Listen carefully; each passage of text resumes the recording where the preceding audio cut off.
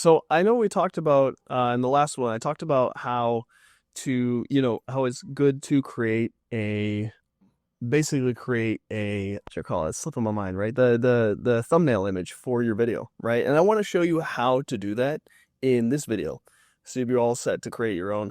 If you already have, experience in this, then go ahead and skip this section. If you already have Canva, you've already used Figma or Canva or whatever graphic design tool you use, great. This section is not for you then. But for anybody that hasn't used that yet, I just want to create this so that way you have a little bit of context on how to do this. So I am in Figma right now, and I am in a new. Well, this isn't a new sheet. This is a sheet I've been using for a long time. But what you would do is you create a new sheet. You go to Figma, create a new sheet, and then you'd be given this screen. And you can, as you can see here, I've already done a ton of different designs. Right. I played a lot with the colors, with the photos. I even used a cringe ass AI photo there. Right. But here's the thing, right? You can create different designs here. And why I enjoy Figma over Canva is, well, A, I'm used to it because I started using it first. But B, what I really like is this board feature. Like this feature, you can have a ton of designs. And you can see I've created a ton of designs. You can use it to create all sorts of designs, and it is pretty much endless. I think I haven't run into an ending. So you can just use one sheet for everything, and it's amazing that way. You can easily scroll around. It's great. How you would make one of these images is first you go down here and you click this. So you're basically creating a new frame. That's what Figma calls it. It's a frame. You drag it out, boom. Now the dimensions are going to be well, okay. Oh, yeah, I got it right. 720. And I believe it's 1280. I'm going to check here real quick. Yep. Confirm 1280. The width is going to be 1280. 1280 with 720 height. And that is going to be a perfect frame for your YouTube video. And then you can put text on there very easily. You just click the big T there. You drag that bad boy on there. And English tutor. And you notice it is just small as hell. You can't see anything. So you highlight that text, go over here, and this is under typography. Just like Microsoft Word, this is the size. You can make that bad boy as big as you need it to be. Boom, I'll just make it 96. You can also actually click into it and make it something custom. You can make it 98 if you want. Boom, done. Right? Solid 100. There we go. And from here as well, you can play with all the fonts. And the beautiful thing about Figma, it gives you a ton of fonts. There are just like a billion fonts here. So you can choose from just about anything. I have yet to find a font that's not available on Figma. And this is all free. It's a cool thing too. It's all free. Boom. English tutor. Bam. Easy. And then first of all, I'm not saying this is the very best frame or sorry, not frame, you know what I'm talking about. Thing for your YouTube video. This is the one I'm currently using. I'm not saying it's the very best design, but it's functional and it worked very well for me. If you have a better design, I'm not really a graphic designer, but if you are, have at it. You're gonna do better than I did. Put your thing. I have a photo, right? This is just a photo I had, and I removed the background. The best way to remove a background is actually Adobe Background Remover. This is it. This is what you want to use. I've used remove.bg for a long time, but this is the very hands down very best background remover. So upload your photo for free. It removes the background, gives you the full resolution image back. You download that bad boy, throw that right into Figma. You're golden. You're ready to go. Then you would just place it. The cool thing about these images is, here, I'll just copy this one over because I don't want to upload a new one because I already have it. But the cool thing is you can just place that guy right onto the frame. And this is the frame, remember, the square itself is the frame, rectangle. When you put this photo in the frame, it'll actually show up here in this structure, in this tree. You want to make sure that everything you put onto your frame is underneath the structure here. And the reason why is because when you go to download this, you go to export my photo, and you'll download it as a JPG. And we'll go through this later, no problem. But when you go to download this, it will only download what's inside the actual frame. So that's why it's very important to make sure everything here is underneath the frame in the structure. Yeah, basically, we'll have you here, and the next thing we'll do, right, probably put something underneath, and I have something written here. You'll put what fits for you and your brand. Boom. I'll just copy it, but the way you do it is the same way we made this one. It's just going down here to the text, putting it on there, then writing what you want to put, changing how big it is. And the cool thing about Figma is you can actually snap things to place. Here you notice they're snapped to left alignment, and it just auto snaps like that. It's really nice.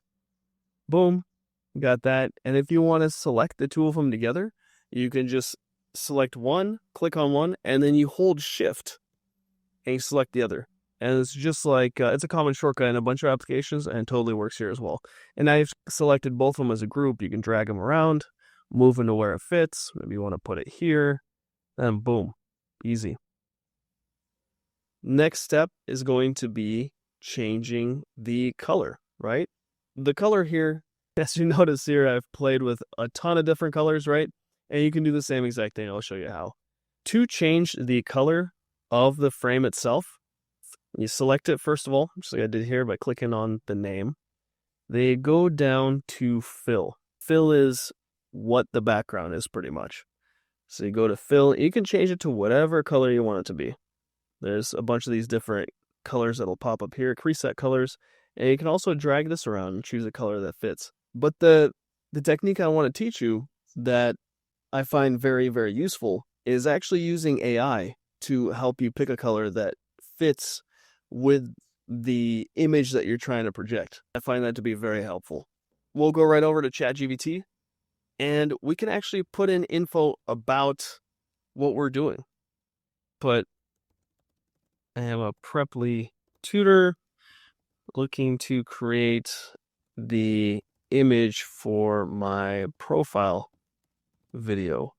I want this to fit my brand. Help me choose a color. Help me choose colors. I want it to give us options that will fit the image I am looking to portray.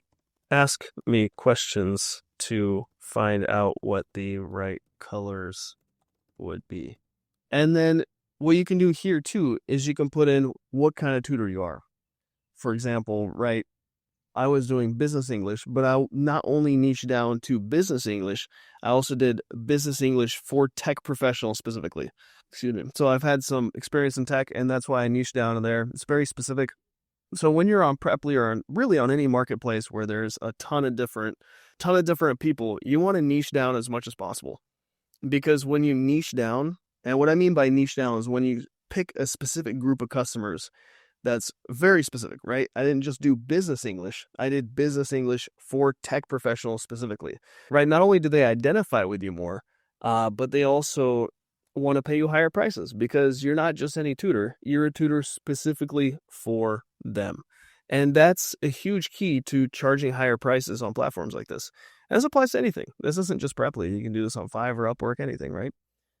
But that's the thing. Here, wherever you want to be. Let's say you're travel. Yeah.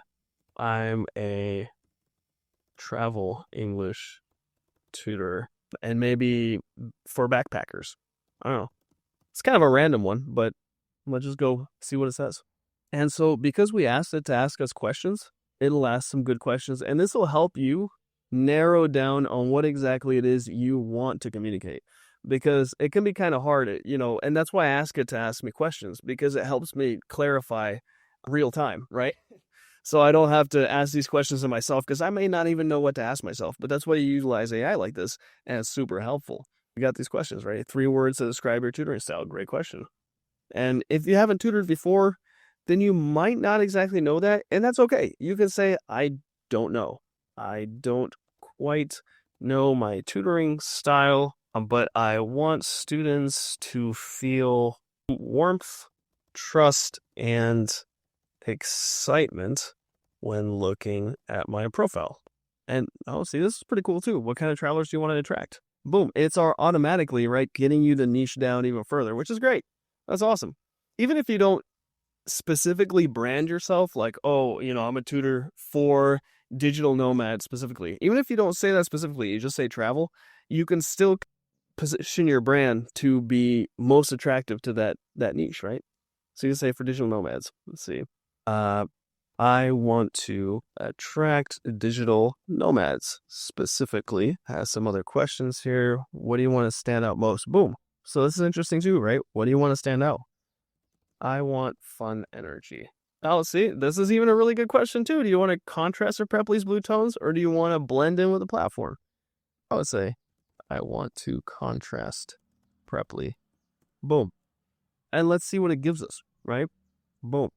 And this is the cool part. This is where we start getting some colors. And this is when we can start playing with this and getting a bunch of different images that we can compare. Boom. We'll just take the first one. These are hex colors. And what that is basically just a six character alphanumeric code for the color.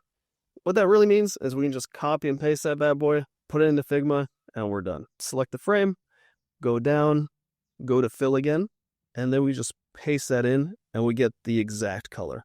Easy. How we can do this, right? What I did here, right? To contrast everything, see how everything looks, we can do the same thing. So we just click that again, Control C or Command C if you're on Mac, Control V, and it puts it way over here for some reason. We drag it back over here and boom.